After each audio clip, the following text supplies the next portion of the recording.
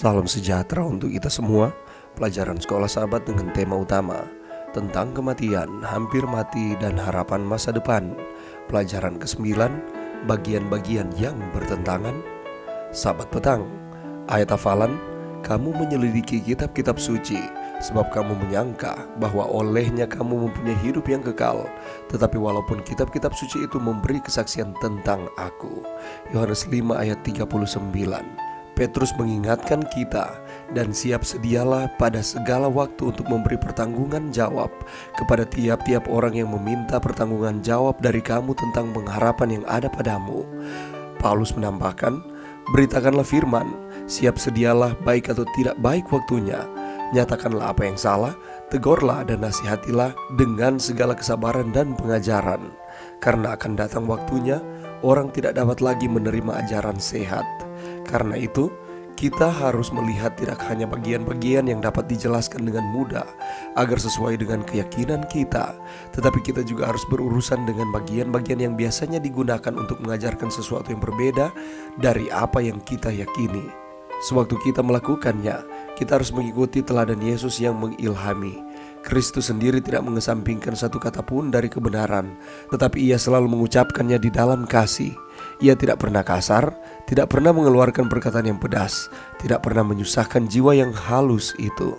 Ia tidak mengkritik kelemahan manusia. Alfa dan Omega jilid 5 halaman 380.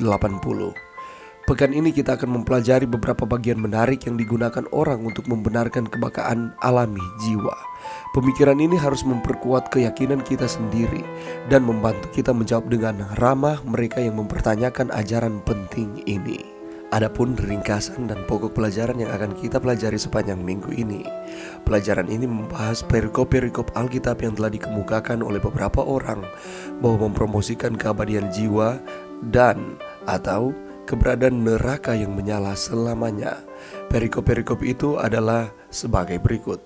Lukas 16 ayat 19-31, sebuah perumpamaan tentang orang kaya dan Lazarus yang miskin.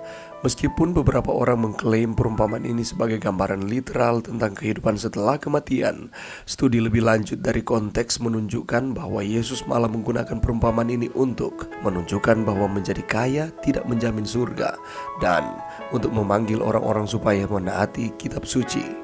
Lukas 23 ayat 43, Yesus memberitahu pencuri di kayu salib, hari ini kamu akan bersama-sama dengan aku di Firdaus. Jika dibandingkan dengan ayat-ayat lain di mana Yesus mengatakan bahwa dia belum pergi kepada Allah pada hari Minggu kebangkitan, dan pernyataannya bahwa kita akan bersamanya setelah dia kembali untuk kita, jelas bahwa Yesus tidak menjanjikan bahwa dia dan pencuri itu akan bertemu di surga hari itu juga. Tetapi pencuri akan berada di surga setelah kebangkitan. Seluruh kalimat Kristus membuatnya menjadi jelas.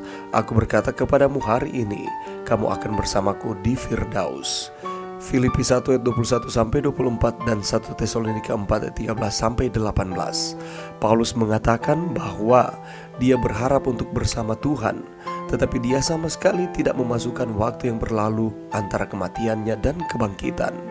1 Petrus 3 ayat 13-20, khotbah Kristus kepada roh-roh di penjara pada zaman Nuh tidak berarti bahwa Yesus secara pribadi menyampaikan pesan kepada orang-orang zaman dahulu yang tidak taat di neraka, tetapi sebaliknya menandakan peringatan tentang penjara dosa yang diucapkan melalui Nuh oleh Roh Allah. Wahyu 6 ayat 9-11, jiwa-jiwa para martir yang berseru menuntut keadilan di bawah mezbah korban bakaran tidak mengacu pada jiwa-jiwa harfiah. Mereka adalah simbol dari orang-orang yang telah dibunuh karena kesetiaan mereka kepada Tuhan. Pelajaran yang bisa kita dapatkan pada saat ini. Sepanjang minggu ini kita akan mempelajari ada bagian-bagian di dalam Alkitab yang kelihatannya bertentangan. Apakah memang benar bertentangan? Di dalam Lukas 16 ayat 19-31 ada orang kaya dan Lazarus. Mengapa ada cerita seperti ini? Dan apakah cerita ini berhubungan dengan kehidupan setelah kematian? Dan apakah pelajaran yang bisa kita dapatkan melalui cerita ini? Ada juga peristiwa yang terjadi ketika Yesus disalibkan. Ada pencuri yang ada di sampingnya dan ia mengatakan bahwa hari ini ia sudah bersama-sama dengan Yesus di dalam Firdaus. Apakah memang benar mereka setelah mati sudah bersama-sama di dalam kerajaan surga? Dan mengapa Yesus menyatakan seperti itu? Statement dari Paulus bahwa ia akan pergi dan tinggal bersama dengan Kristus.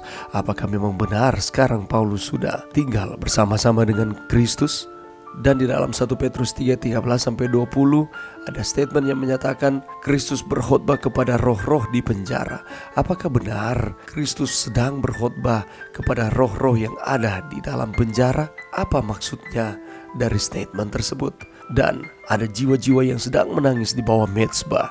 Apakah benar mereka sedang menangis di bawah mezbah?